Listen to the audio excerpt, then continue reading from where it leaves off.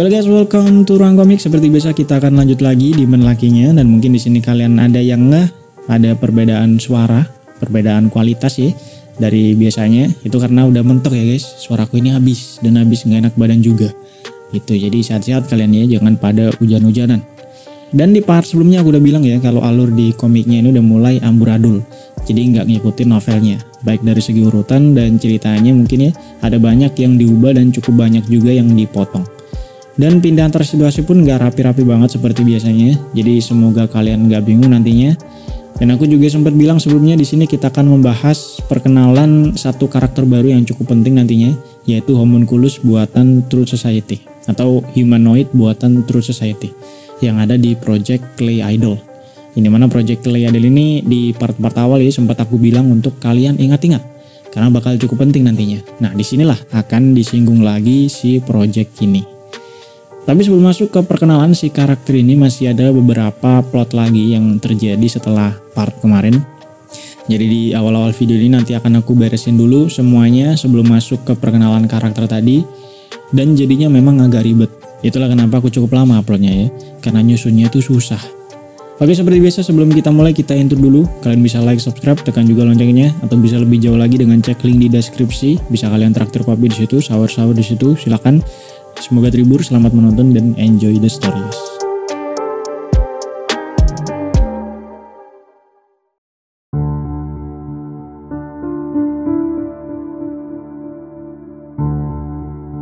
Oke, di sini kita akan melanjutkan alurnya yang bersetting setelah Linji kemarin hilang dari area pertempuran ya, atau si Candela hilang dari area pertempuran.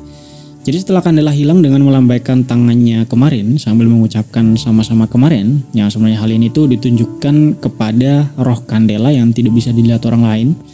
Jadi kan Linji yang ada dalam tubuh Candela melambai ke roh Candela yang mulai hilang gitu ya.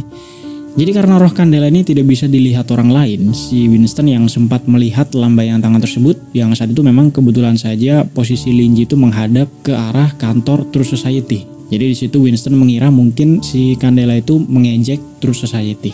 Karena kan di situ Truth Society nggak ngapa-ngapain gitu ya. Candela yang mengurus dewa hujannya, bukan Truth Society. Dan malah Truth Society ini justru ngerepotin doang, malah nyerang si Candela. Ya meskipun bisa ditahan juga oleh si Candela, tapi kan tetap ngapain malah nyerang gitu. Jadi yang disimpulkan oleh Winston saat itu mungkin Candela ini melambaikan tangannya sambil mengucapkan sama-sama karena mengejek Truth Society atas perintah dari Linji tentunya sebagai orang yang ngesamen si Candela.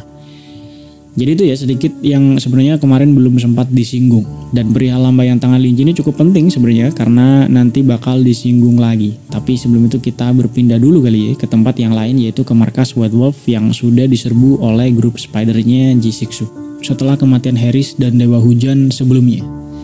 Jadi seperti yang sudah dijelaskan sebelumnya, di mana grup spider ini memang menyerang White Wolf untuk mengambil alih semua aset-aset milik White Wolf. Dan dari beberapa aset yang didapatkan oleh spider saat itu, ada beberapa yang bisa kita note di sini, yaitu ada formula original dari White Wolf, lalu ada juga map atau peta yang berisi jalur tersembunyi di Nuujin. Yang akhirnya di sini diungkapkan bahwa sosok yang membantu White Wolf sebelumnya memang adalah si Bapak Wilde. Jadi otomatis Wilde juga lah yang sebelumnya memberikan peta tersebut kepada Harris. Dan terlihat di sini Wilde sempat juga memungut mayat si Harris dan berkata bahwa mayat tersebut merupakan material yang sangat sempurna. Untuk apa? Kita masih belum dijelaskan di sini. Dan yang pasti sudah bisa disimpulkan ya bahwa Wilde lah yang memang memberikan petua-petua kepada Harris untuk mengorbankan hunter-hunternya sendiri supaya White Wolf ini kocar-kacir dan hancur dari dalam. Dan untuk rencana Wilde ke depannya ini apa masih belum tahu ya, kita masih belum dijelaskan. Dan di novelnya juga masih belum ada. Jadi kita tunggu aja seiring berjalannya cerita nanti. Sekarang kita balik lagi dulu ke Jisixu lagi. Dimana setelah ketemu kotak yang berisi formula originalnya tadi, di situ dia berusaha untuk membuka kotak tersebut. Namun rupanya ada sebuah mantra atau rune kalau di komik dari seorang white mage yang dipasang di kotak tersebut. Jadi di situ Jisixu tidak bisa membuka kotaknya karena rune tersebut. Nah, si Marcus kemudian menyarankan Jisixu ini untuk meminta bantuan kepada Tuan Haywood. Lagi-lagi ya Tuan Haywood. Mungkin kalian di sini ada yang lupa, Tuan Haywood ini adalah white mage yang membantu keluarga Ji atau bisa dibilang kerjasama lah sama bapaknya Ji Siksu, yaitu si Ji Bonong. Jadi cukup wajar kalau Markus di situ menyarankan untuk meminta bantuan kepada Tuan Haywood. Nah, namun Siksu sendiri di situ mengingat kembali kejadian terkait Ruan sebelumnya, di mana saat itu segel loyalitas milik Ruan memang sudah hancur ya ketika berada di tokonya si Linji. Cuma sisa simbolnya doang. Tapi meskipun ada simbolnya, Siksu saat itu juga sadar kalau Ruan ini bisa berbuat sesukanya. Jadi intinya si simbol ini cuma buat pajangan doang, gak ada efek apa-apa. Dan yang pasang segel itu juga sama-sama Tuan Haywood. Alhasil saat itu Siksu menduga mungkin bisa jadi para white mage ini tidak seaman dan tidak sekredibel yang orang-orang perkirakan. Termasuk si Haywood juga mungkin sudah mengkhianati keluarganya gitu ya. Kalian bisa cek di part 4 kalau nggak salah. Sehingga ketika Siksu mendapatkan formula original dari White Wolf yang masih disegel, dia juga tidak mau meresikukan formula original ini dengan meminta bantuan kepada Haywood dan lebih mempertimbangkan untuk meminta bantuan kepada si Mamang Linji. Tapi saat itu dia tidak katakan kepada teman-temannya, dia cuma bilang akan mempertimbangkannya terlebih dahulu. Gitu doang. Dan sebenarnya di sini sudah habis ya plotnya kalau di novel. Tapi kalau di komiknya di situ Siksu langsung ketemu sama si Ackerman, dan saat itu juga si Ackerman langsung kerjasama dengan grup spidernya si Siksu. Atau mungkin gabung kali ya, si Ackerman ini gabung jadi anggota grup spider. Nah, padahal setauku Ackerman ini masuknya nanti ya setelah Ji Siksu dapat mawar dari si Linji. Jadi si mawar yang sempat bikin Ackerman kicep itu ya, yang ada di mejanya si Linji itu nanti bakal dikasihkan ke Siksu. Nah, setelah itu baru Ackerman gabung sama Ji Siksu. Tapi di komiknya lagi-lagi diubah, Pak. Di situ Ackerman langsung gabung sama Ji Siksu. Jadi singkat aja lah ya, pokoknya kenalan lah mereka, bincang-bincang tentang Linji ngasih kekuatan mengendalikan Dream Beast segala macem. Lalu akhirnya gabunglah si Ackerman ini karena merasa tertarik dengan kekuatan untuk mengendalikan darah Dream Beast tersebut yang dipunyai oleh Siksu dan dikasih oleh Linji. Dan tertarik juga tentunya dengan rencana Linji secara garis besar. Gitu.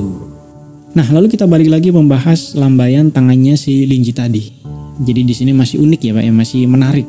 Jadi setelah Linji yang ada di dalam tubuh Candela ini perlahan hilang dari area pertempuran sambil melambaikan tangan dan bilang sama-sama tadi, hal itu rupanya juga membuat Andrew yang melihat juga cukup kesal ya, karena sama seperti anggapan Winston tadi, Andrew di sini juga menganggap Candela ini niatnya mengejek Truth Society.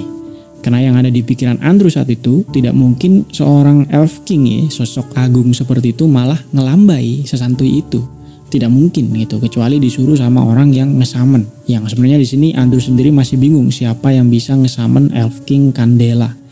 Yang pasti kata Andrew, orang tersebut cukup kuat pastinya untuk bisa meratakan seluruh Nuwujin kalau bisa ngesamen Candela.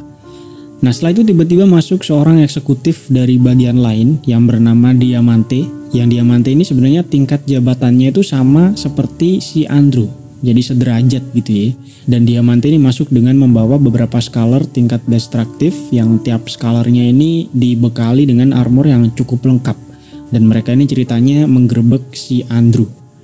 Jadi di situ Diamante mengumumkan kalau Andrew itu dicopot dari jabatannya karena melanggar regulasi dari True Society dan dianggap sudah merugikan True Society yang cukup besar terkait keputusannya menembak Elf King Candela sebelumnya.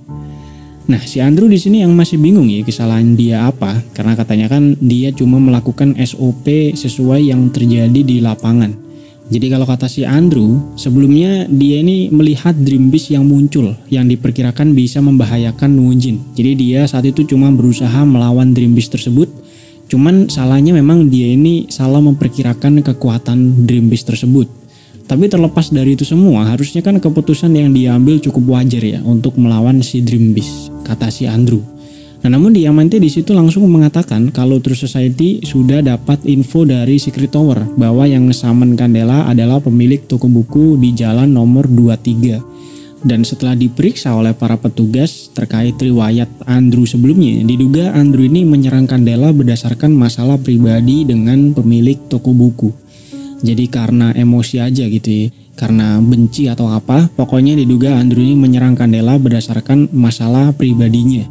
Dan serangan inilah yang dianggap akhirnya membuat pemilik toko buku yang awalnya baik-baik aja dengan True Society menjadi memusuhi True Society. Dan jika makhluk tingkat supreme memusuhi True Society, tentunya hal tersebut akan merugikan mereka. Jadi salahnya Andrew itu di situ. Nah, tapi sebelum sempat dipastikan nasib Andrew ini bagaimana, kemudian terdengar alarm kalau mesin loop milik True Society sedang diserang. Nah, benda apa atau makhluk apa Pak mesin loop ini? Kita pindah dulu ya pembahasannya ke tempat laboratorium milik True Society. Yang tempatnya ini berada di Central District di sebuah bagian yang bernama mesin loop. Jadi mesin loop ini letaknya ada di Central District, di antara Lower District dan Upper District. Jadi di antara Lower District dan Upper District itu seperti terdiri dari banyak bagian lah ya, yang kalau di novel dideskripsikan seperti sarang lebah, beehive. Dan di situ ada bagian yang bernama mesin loop, di mana mesin loop ini isinya banyak laboratorium milik True Society. Intinya mesin loop ini ada di tengah-tengah lah ya. Bahkan ada bercandaan juga di antara para peneliti di sana, katanya kalau langit runtuh, mereka ini nggak perlu takut karena yang ketimpa langit duluan bakalan Upper District dulu, baru mereka, baru Lower District. Nah, ini cukup mendeskripsikan ya di mana letak si mesin loop ini. Jadi intinya si mesin loop ini tiba-tiba ada penyerangan yang terjadi di sana. Khususnya bagian yang diserang itu adalah bagian Mechanical True Society, di mana tempat itu adalah tempat Project Clay Idol milik Fitch dilaksanakan, dan juga tempat penyimpanan Philosopher's Stone. Yang membuat para peneliti yang ada di sana menjadi panik tentunya ya, karena Philosopher's Stone itu bisa meledak kapan saja, dan kalau meledak tentunya akan membahayakan nyawa mereka juga. Jadi pada kabur semua saat itu ketika mendengar terjadi penyerangan. Nah, akhirnya setelah penyerangan reda, diturunkanlah petugas untuk mengevakuasi para korban dan juga tentunya berusaha menangkap pelaku yang melakukan penyerangan. Dan terlihat juga ada si Fitch di kantornya yang menerima laporan dari petugas di mesin loop. Dengan di sampingnya ada juga si Leonard. Jadi kayak Upin Ipin mereka ini ya, kemana-mana berdua. Dan berdasarkan laporan dan data-data yang mereka terima saat itu, disimpulkan bahwa ledakan yang pertama kali terjadi ada di bagian tengah laboratorium Clay Idol. Jadi ledakannya itu ada di dalam labnya ya. Dan jika dipertimbangkan dengan keamanan lab di sana, mereka menyimpulkan tidak mungkin sepertinya orang luar bisa masuk sembarangan. Pasti harus ada izin yang cukup ketat dan pemeriksaan yang ketat juga tentunya. Jadi dugaan mereka saat itu pelakunya mungkin bukan orang luar, tapi melainkan anggota True Society sendiri. Jadi ada pengkhianat lah ya di dalam True Society. Nah, ini masih dugaan. Nah, tapi sayangnya kemudian plot berpindah dulu ke mesin loop lagi. Jadi di situ ada seorang wanita yang memakai jas lab putih, terlihat penuh darah dan sedang dievakuasi oleh tim yang bertugas. Nah, namun menariknya salah satu petugas di situ sempat penasaran siapa si wanita yang terluka tersebut. Karena sejauh dia bertugas di mesin loop atau lab True Society, selama ini dia tidak pernah melihat ada scholar wanita yang umurannya sama kayak si wanita ini, yang dimana terlihat masih sekitar umur 16 tahunan. Sehingga dia coba memeriksa identitasnya ini siapa dengan mengambil badge atau tanda pengenal ya. Nah, namun si wanita yang terluka ini tiba-tiba loncat Pak, membunuh dua petugas yang mengevakuasinya tadi. Lalu si wanita ini berusaha keluar dari mesin loop melewati ventilasi udara dan akhirnya berhasil juga kabur ke Upper District atau ke kota Nujin atas. Nah, oke, sampai sini aku ceritakan dulu ya sebenarnya apa yang terjadi, siapa si wanita ini, tentunya dari sudut pandang si wanita.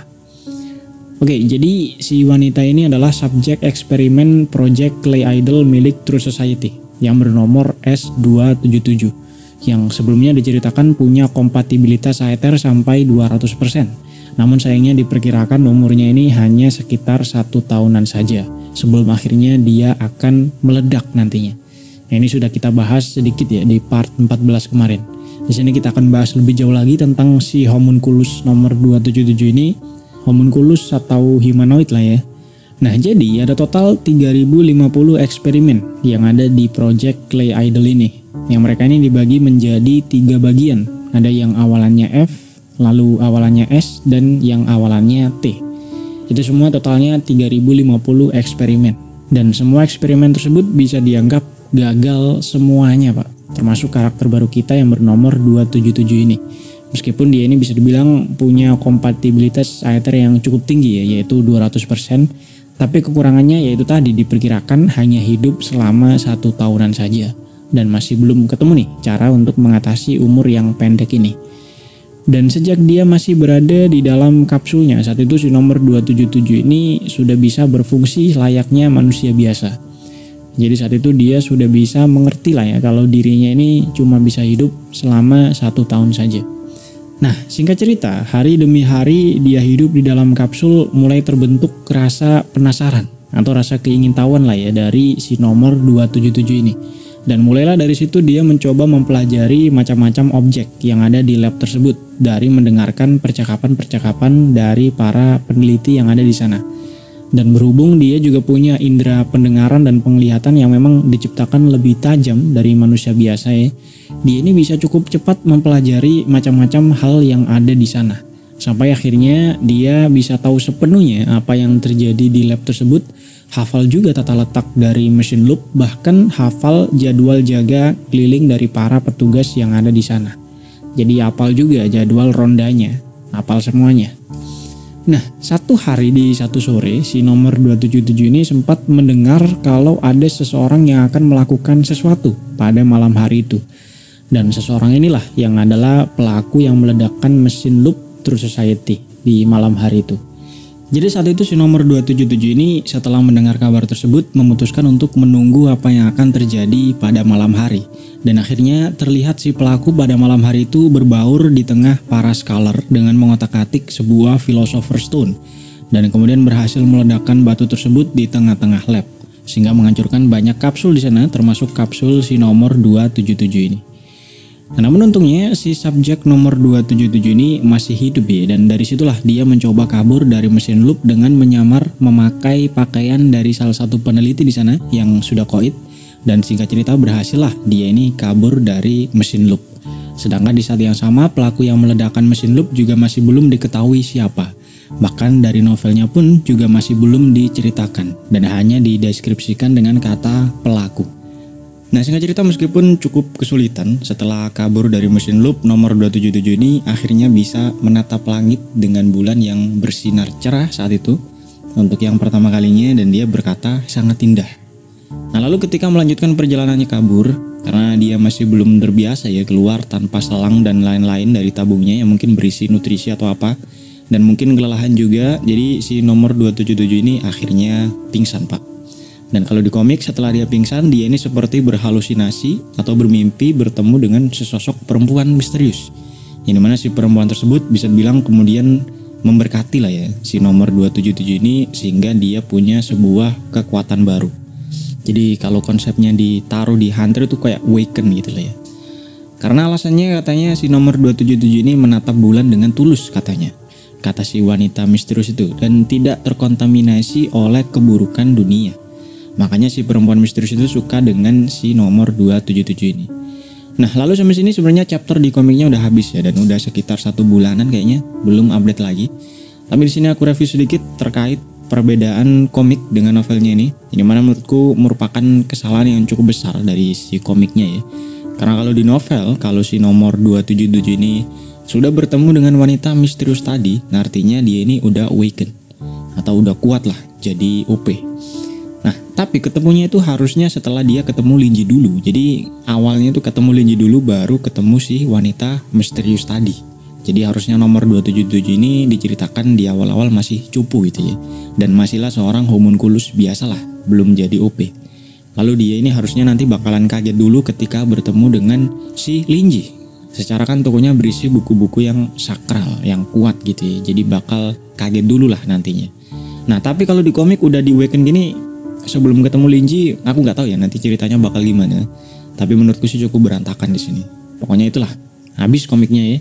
Tentang siapa sih wanita misterius tadi belum saatnya kita bahas sekarang. Karena sekarang kayaknya aku mau lanjut dulu novelnya. Karena banyak yang minta dan karena nanggung juga perkenalan si karakter baru ini motong gitu ding di sini. Berantakan lagi. Jadi kita lanjut novel aja. Tapi untuk kepentingan bahas novel kedepannya kita potong ya tepat ketika si nomor 277 ini kabur dari lab. Pokoknya dari penyerangan lab sampai nomor 277 ini kabur keluar, ceritanya itu semua mirip sama novelnya. Tapi setelah itu kan berubah ya. Jadi setelah kabur dari mesin loop, anggap aja nomor 277 ini nggak ketemu sama si wanita misterius tadi. kita lanjut dari situ ya. Jadi anggap saja si doi ini belum bangkit lah ya, belum awaken.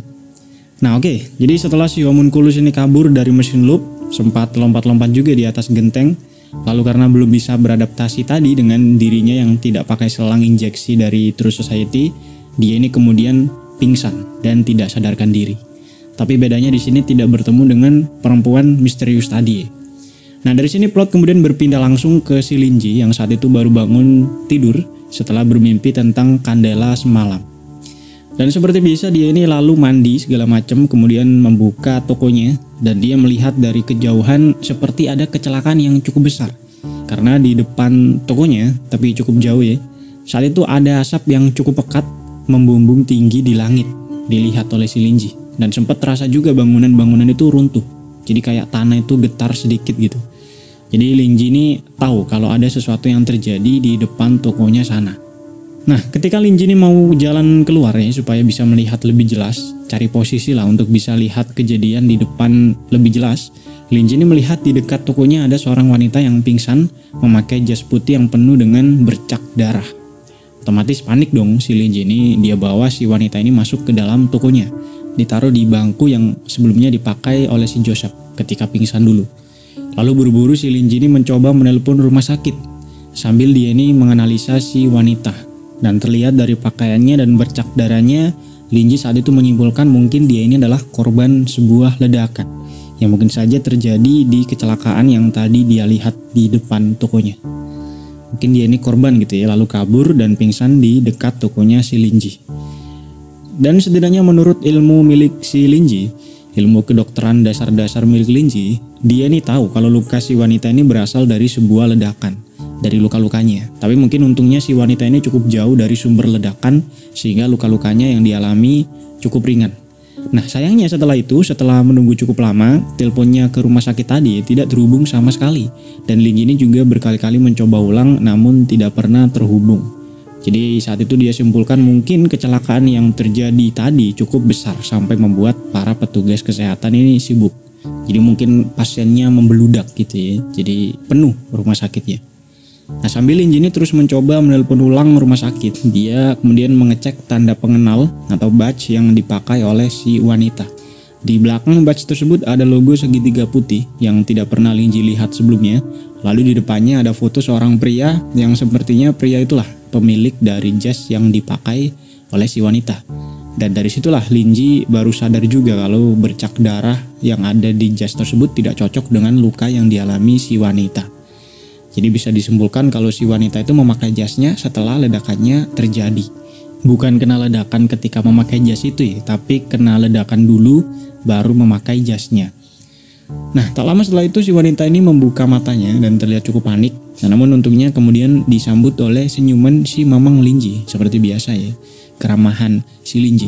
Yang kemudian Linji juga menenangkan si wanita ini dengan berkata jangan terlalu banyak gerak karena sedang terluka dan sebagainya, demi menunjukkan kebaikan hatinya yang tulus gitu. Sembari Linji di situ masih mencoba menghubungi rumah sakit berkali-kali meskipun tidak terhubung. Nah, setelah mendapatkan keramahan si Linji, si wanita ini terlihat menjadi lebih tenang. Kemudian dengan cukup waspada memeriksa sekitarnya, di mana dia simpulkan saat itu kalau si pria di depannya ini atau si Linji ini hanya hidup sendirian di bangunan tersebut. Tidak ada makhluk lain. Lalu saat itu dia juga tidak merasakan neter sama sekali yang keluar dari si Linji, sehingga dia saat itu menyimpulkan mungkin si pria ini merupakan orang biasa yang mungkin saja melihat dia tidak sadarkan diri lalu menolongnya. Nah si wanita ini kemudian melihat Linji yang masih berusaha menghubungi rumah sakit. Setelah itu dia mencoba menarik lengan si Linji dan bilang untuk jangan menghubungi rumah sakit karena mereka mau membunuhku katanya, dan aku kabur, kata si wanita.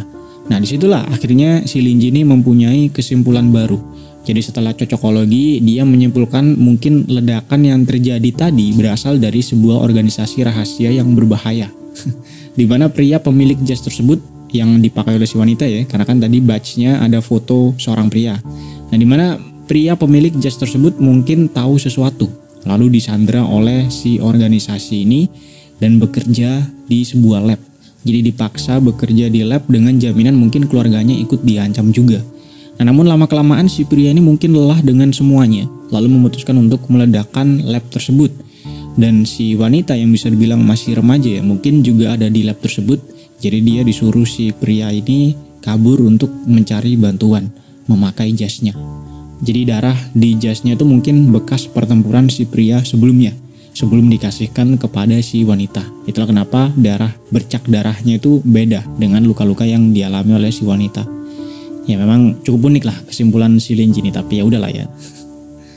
Nah di situ Linji kemudian menuruti perkataan si wanita ini karena dia ini terlihat ketakutan. Jadi dia setelah itu menutup teleponnya. Tapi tetap kemudian memeriksa si wanita ini dengan ilmu dasar medis yang dia miliki. Dan setelah disimpulkan tidak ada luka dalam yang serius, Linji menyuruh si wanita ini untuk istirahat dulu. Sembari dia berpamitan pergi ke basement untuk mengambil alat-alat untuk merawat luka-lukanya.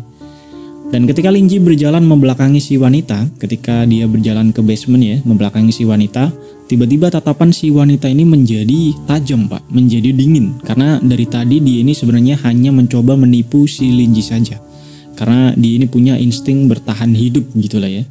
Nah lalu ketika Linji membelakanginya tadi, si wanita ini posisinya sudah sedikit berdiri dari yang awalnya tidur. Lalu siap-siap untuk melompat membunuh si Linji. Karena ceritanya di sini tuh dia masih waspada sama semua orang. Karena kan dia baru kabur dari lab. Jadi dia pikir mungkin si Linji ini juga antek-antek Truth Society gitu ya.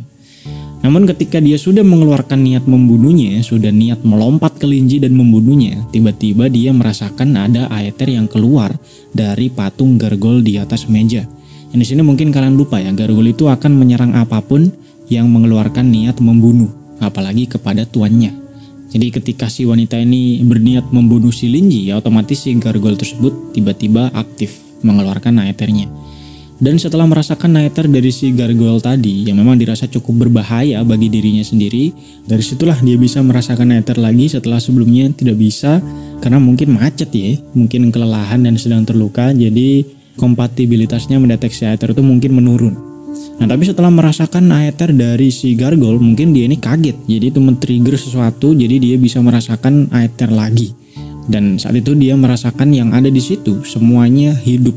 Jadi yang ada di dalam toko tersebut semuanya hidup. Dan dia merasa sedang diawasi oleh para makhluk-makhluk yang hidup tersebut yang ada di toko ya. Yang dia ini nggak tahu sebenarnya makhluk itu makhluk apa. Tapi katanya di tiap rak buku itu ada seperti sebuah colossal beast atau makhluk buas yang kuat bersembunyi di setiap rak buku. Akhirnya karena ketakutan dia ini nggak jadi nyerang si Linji dan balik rebahan lagi. Nurut disuruh istirahat sama si Linji. Yang sampai sini dia sudah tidak menganggap Linji sebagai orang biasa. Mungkin si Linji ini adalah bos dari makhluk-makhluk yang ada di rak tersebut, terutama si gargoyle juga. Karena meskipun di situ ada banyak sekali makhluk yang bisa membuat dia merinding ya, si pria tadi atau si Linji tadi seperti biasa aja hidup di antara para makhluk yang kuat ini. Jadi harusnya dia ini bukan manusia biasa, mungkin bosnya di situ.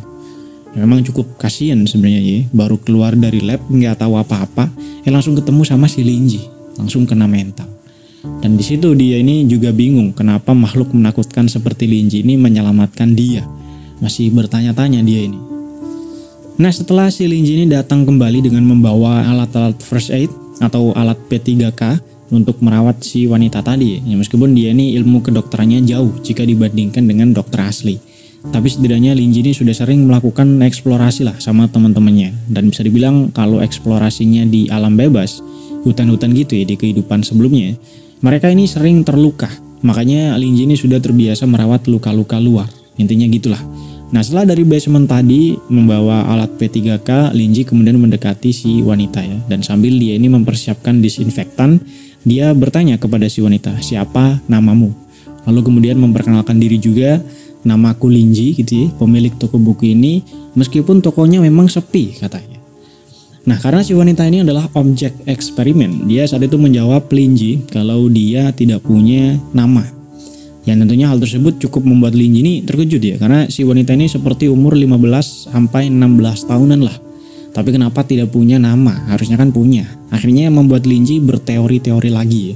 Mungkin dia ini trauma dengan masa lalunya dan berusaha melupakan identitas masa lalunya. Atau mungkin bisa juga karena dia ini takut tidak mau mengungkapkan identitasnya kepada si Linji. Karena takut ketahuan atau apa gitu ya. Jadi kasihan juga si Linji ini sebenarnya. Lalu sambil Linji mengobati luka-lukanya, dia sedikit menasehati si wanita. Kalau masa lalu ya biarlah masa lalu. Anggap saja tidak pernah terjadi semacam itu. Pokoknya masa depan lebih penting gitu katanya. Sambil ngobati si wanita ini.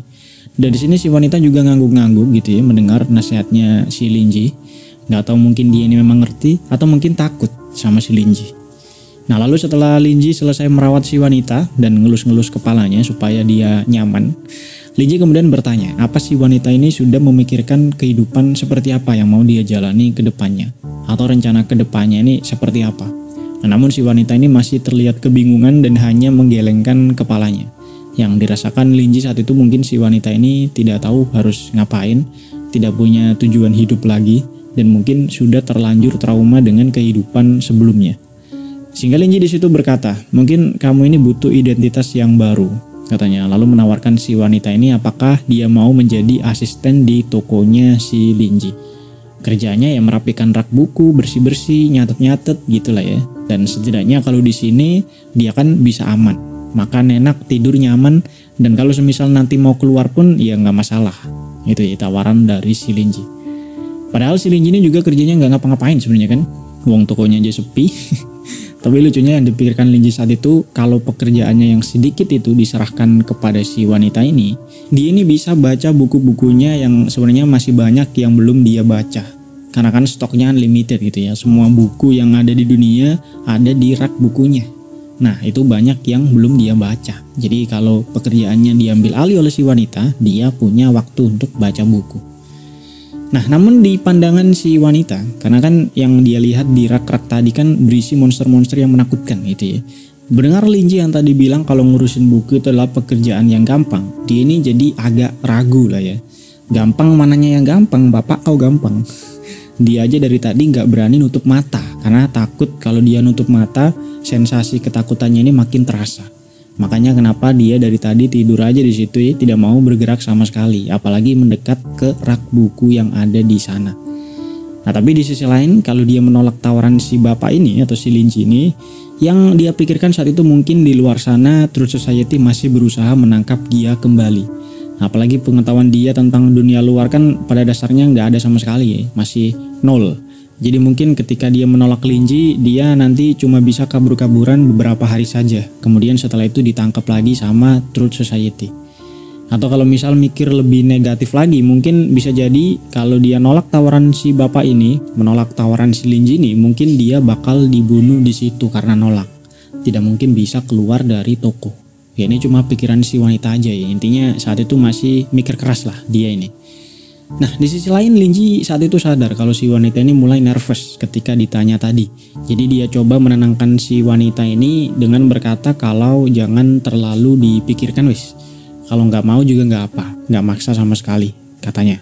Setidaknya istirahat aja di sini, tunggu sampai lukamu sembuh. Setelah itu bebas, kamu mau tinggal atau mau pergi, silakan, kata si Linji. Nah di situ Linji kemudian mencoba menggendong si wanita ke punggungnya dan si wanita juga nurut sambil sedikit gemetaran, mungkin karena masih takut ya. Dan Linji ini membawa si wanita ini ke kamarnya untuk istirahat. Jadi karena di situ kan tidak ada kasur lagi ya. Jadi Linji berkata kalau dia bisa tidur atau bisa istirahat di kamar Linji dulu. Sedangkan si Linji ini tidur di kursinya yang tadi. Baru besok beli kasur baru. Nah ketika mereka masuk ke pintu kamar si Linji, Linji bisa merasakan si wanita ini tiba-tiba tegang. Karena tangannya ini memegang pundak Linji tiba-tiba makin kuat pak. Dan ketika dilihat oleh si Linji, si wanita ini menatap Dreamcatcher yang ada di atas tempat tidurnya. Dan di situ Linji berkata itu adalah hadiah dari seorang pelanggan yang bisa membuat seseorang bermimpi indah. Dan biasanya disebut Dreamcatcher, kata si Linji. Nah, mendengar kata-kata mimpi indah, si wanita ini menjadi bingung lagi. Karena yang dia lihat, benda yang bernama Dreamcatcher ini memancarkan aura yang mirip-mirip dengan Abyss Predator. Kenapa nih Abyss Predator ini? Jadi ketika masih di laboratorium, dia pernah melihat sebuah jaring laba-laba yang auranya ini mirip dengan Dreamcatcher Linji ini. Dan jaring ini disimpan dengan keamanan yang cukup tinggi di sana. Lalu menurut laporan, jaring tersebut berasal dari makhluk yang bernama Abyss Predator. Sebuah dream beast yang bisa menarik seseorang ke dalam ilusi mimpi dan membunuh mereka dengan perlahan. Jadi dari namanya aja udah cukup mengerikan itu ya. Nah sedangkan di kamar si Linji ini ya, bis predator seperti itu malah dijadikan sebuah alat sihir yang katanya dari seorang pelanggan. Nah ini pelanggannya ini macam apa gitu ya. Apalagi tadi katanya si Dreamcatcher ini bisa membuat seseorang bermimpi indah. Kan nggak masuk akal ya menurut si doi ini, menurut si wanita ini. Lalu dia kemudian melihat sebuah pedang di atas meja. Sembari Linji juga di saat yang sama menjelaskan kalau pedang itu juga hadiah dari pelanggan yang melambangkan simbol kejayaan sebuah keluarga dan sangat berharga tentunya. Lalu menurut si wanita, daripada si Dreamcatcher tadi, pedang ini baru bisa dibilang mengeluarkan aura yang baik dan mulia, aura yang agung. Tapi juga sama kuatnya dengan si Dreamcatcher tadi. Tapi si pedang ini lebih cocok jika disandingkan dengan kata baik daripada si Dreamcatcher tadi. Kenapa kok bisa membuat seseorang bermimpi indah? Gak masuk akal. Nah, pedang tersebut terlihat seperti ditaruh gitu aja di meja, seperti pemilik tempat tidurnya adalah seorang kesatria yang sangat jago dalam hal membunuh. Ya, ini pikiran si wanita ya. Jadi saat tidur pun, pedangnya tetap ada di dekatnya untuk membegal siapapun yang berani masuk ke kamar. Dan bisa jadi hal tersebut seperti sebuah peringatan kepada si wanita untuk tidak macam-macam. Nah, itu yang dipikirkan oleh si wanita saat itu. Nah, tentunya hal tersebut membuat dia menjadi lebih tegang lagi karena takut sendiri dengan teorinya yang tadi, dan hal tersebut juga bisa dirasakan oleh si Linji bahwa sepertinya si wanita ini agak takut dengan lingkungan yang baru. Sehingga setelah Linji meletakkan si wanita ke kasur, dia berkata untuk tenang saja, tidak ada satupun orang yang bisa menyakitimu di sini. Kalau kau takut bisa kau panggil aja aku, kata Linji ya. Nah, hal tersebut diartikan oleh si wanita secara harfiah ya. Jadi dia percaya kepada Linji karena literally di sana tidak ada dia mendeteksi orang atau manusia sama sekali. Selain si Linji ya, karena saat itu dia masih bingung, bapak ini manusia apa tidak. Akhirnya saat itu dia menganggap Linji sebagai manusia. Lalu tiba-tiba bertanya, apakah suhu tubuh manusia itu memang sepanas itu? Karena kan tadi dia digendong oleh si Linji dan dia merasakan temperatur tubuh Linji itu cukup hangat jika dibandingkan dengan dia yang merupakan seorang homunculus.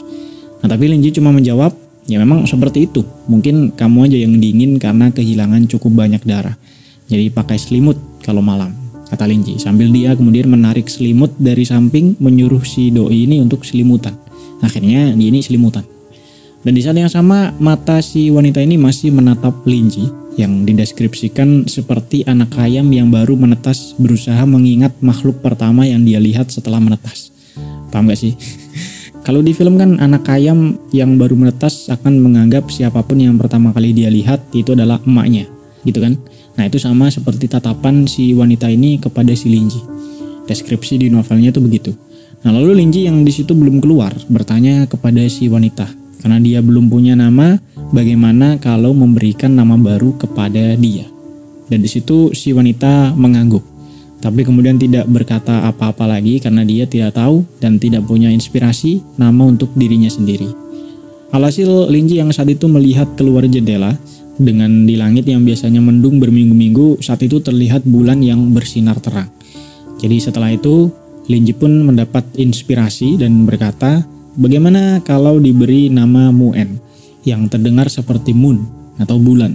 Mungkin di bahasa Cinanya gitu kali ya. Dan kalau di novel sebelum translate-nya dirapikan itu Moen setauku, pakai U. Tapi setelah direvisi jadi Muen, pakai U. Bebas lah ya, mana pokoknya intinya sampai sini si wanita ini setuju dan akhirnya nama dari si wanita yang dipungut si Linji ini bernama Muen. Yang menjabat sebagai asisten toko Linji yang paling gabut sedunia karena tokonya sepi. Mungkin buat kalian yang pernah cek short yang ku buat sebelumnya, pasti kalian tahu Muen ini bakal jadi apa nantinya. Dan itu ada hubungannya dengan wanita misterius yang tadi dijelaskan ya. Kalau di komik kan udah ketemu nih wanita misteriusnya. Nah kalau di novel ini nanti ketemunya. Dan setelah awaken bakal jadi OP. Gitu. Oke, itu saja sedikit ya tambahan dari novelnya. Kita entah lanjut aja nanti atau bahas komik lain. Mungkin buat polling aja. Sekarang kita sudahi dulu sampai sini. Kalian bisa like, subscribe channel ini, tekan juga loncengnya untuk bisa lebih jauh lagi dengan cek link di deskripsi. Untuk sawer-sawer, kita akan tutup dulu. Sampai jumpa di video selanjutnya. Yuk.